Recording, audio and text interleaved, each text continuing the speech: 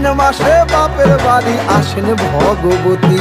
আশ্বিন মাসে বাপের বাড়ি আসেন ভগবতী। বলো গৌরী এলো দেখে জানো, গৌরী এলো দেখে জানো, গৌরী এলো দেখে জানো, গৌরী এলো দেখে জানো। ভবের ভবানী আমার ভবন করিল আলো। গৌরী এলো দেখে জানো, গৌরী এলো দেখে জানো।